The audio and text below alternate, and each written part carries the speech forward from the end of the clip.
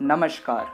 मेरा नाम आकाश कुशवाहा है और आज मैं आप सभी को सुनाने जा रहा हूँ मेरे द्वारा रचित एक लघु कथा मजबूर मजदूर।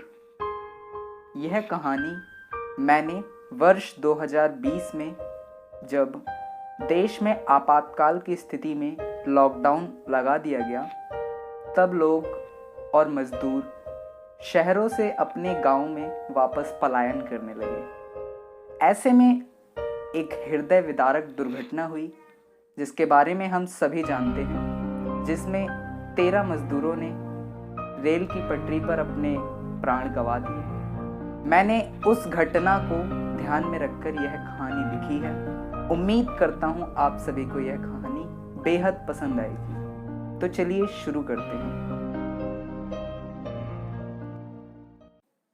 मजदूर मजबूर, एक कहानी। मेरा जन्म उत्तर प्रदेश के सहारनपुर जिले के एक गरीब परिवार में हुआ। परिवार में हम 3 सदस्य थे, माँ, बाबूजी और मैं। माँ पूरे दिन घर के कामकाज और पशुओं के खानपान से लेकर उनकी देखभाल में व्यस्त रहती और बाबूजी जो सुबह 4 बजे उठकर अखबार बांटने चले जाते और फिर घर आकर खेत की तरफ निकल जाते। इस परिवार में एक मैं ही था जो घर के सभी सदस्यों में कम काम करता था। मैं सुबह बाबूजी के साथ अखबार बांटने जाता और फिर घर आकर 2 कोस दूर एक राजकीय विद्यालय में पढ़ने जाता। पढ़ाई में मेरी रुचि थोड़ी कम ही थी, इसलिए 5वीं कक्षा के बाद मैंने विद्यालय का त्याग कर दिया और लग गया खेती पर।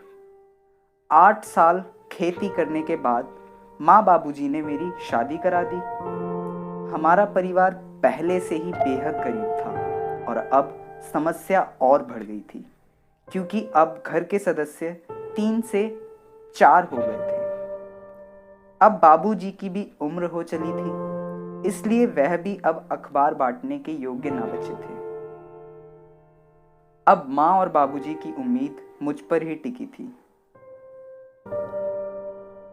एक दिन मैं अखबार बांटने चला, तब बाबूजी गुस्से के साथ बोले, यह सब रहने दे, अब अखबार के पैसों से घर नहीं चल पाएगा। आज के समय में महंगाई आसमान छू रही है, इसमें इन 2-4 रुपयों से क्या होगा।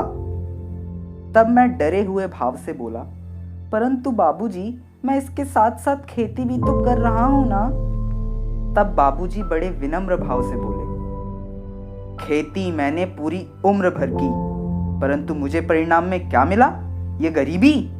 और आज के समय में हम सिर्फ उम्मीदों पर चल रहे हैं बेटा, सिर्फ उम्मीदों पर। इतने में बाबूजी भावुक हो गए और बोले, मेरे मित्र दयाराम का लड़का विजय शहर में नौकरी करता है, मैंने उनसे बात कर ली है, वह तुझे भी नौकरी पर लगवा देंगे। बस तू आज रात की ट्रेन से निकल जा। बस इतना कहकर बाबूजी मेरे हाथ से साइकिल लेकर खुद ही अखबार बांटने चल दिए। उस पूरे दिन मैं बस यही सोच रहा था कि मेरे पास ना तो नौकरी है और ना हमारे परिवार के पास अच्छे संसाधन। बस थी तो एक जिम्मेदारी ही, जो हमारे बड़े होने तक हमारे माँ बाबूजी ने निभाई थी, जो कि अब हमें निभानी थी। बस यही सोचकर मैं अपना सामान बांधकर चल दिया शहर को। कई साल बीत चुके थे मुझे अपना गांव छोड़े। इस नए शहर में भीड़ तो थी, पर फिर भी अपने आप को अकेला महसूस करता था। यहां शहर आकर पता चला, जो बाबूजी के मित्र का लड़का विजय, गांव में सबको लगता था कि वह नौकरी कर रहा है, असल में वह ऊंची इमारतों में जाता तो था, परंतु किसी नौकरी के लिए नहीं, बल्कि मजदूरी के लिए। मैं भी लग गया उसके साथ काम पर। वो 15वीं मंजिल से 10-10 किलो का बोझा ढोना आसान ना था, परंतु ऐसी ही थी हमारी मजदूरी। सुबह कमाते, दोपहर में खाते और कभी कभी रात को डबल शिफ्ट काम करते। महीने में अपने घर में थोड़ा राशन भेज देते, तो कभी साल में त्योहार पर माँ बाबूजी के लिए नई लाठी ले जाते, तो कभी कभार बच्चों के लिए मिठाई ले जाते। छोटी जिंदगी थी पर फिर भी खुश थे, क्योंकि अब बच्चा स्कूल जाने लगा था। दुर्भाग्य था कि कभी पैसे जोड़ ना सके, परंतु कभी किसी के आगे हाथ भी न जोड़े। फिर एक दिन जिंदगी ने ऐसा करवट बदला कि नौकरी छूटी, भूख ना मिट पाई तो शहर छूटा। गांव जाने के लिए ट्रेन नहीं, गाड़ी नहीं, तो पैदल ही निकल लिए, क्योंकि घर में बच्चा भूखा था और माँ रो रही थी। बाबूजी चिंता कर रहे थे। चले जा रहे थे, कभी अंधेरी गलियों से तो कभी बहती नदियों से, तो कभी घने जंगलों से। बस हम चले जा रहे थे। हम 2 लोग थे। देखते ही देखते 2 और भाई हमारे साथ चलने लगे थे। चलते चलते हम 4 से 8 हुए और फिर 8 से 16। हम पूरे 16 भाई अपने गांव की ओर बढ़ रहे थे। चलते चलते हम एक पटरी पर जा पहुंचे। आंख में नींद पसरी थी। बिस्तर तो था पर जंगल में सांप थे और जमीन पर पत्थर। नींद थी आंखों में, लेकिन तस्वीर अपने घर की थी। इसलिए बंद आंखों से थोड़े सपने देखे, लेकिन नींद मेहनत की गहरी थी। इसलिए कोई आवाज सुनाई न दी।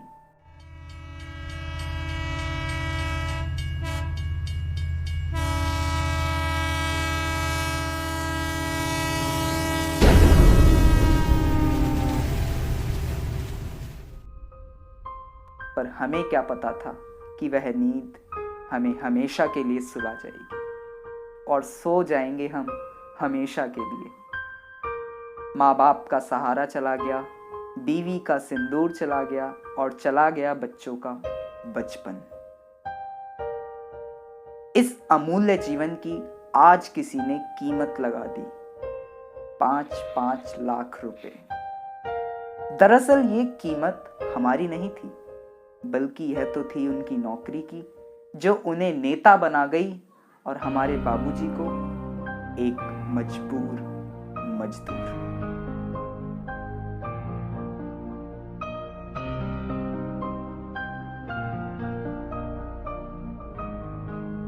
बस इतनी सी थी ये कहानी।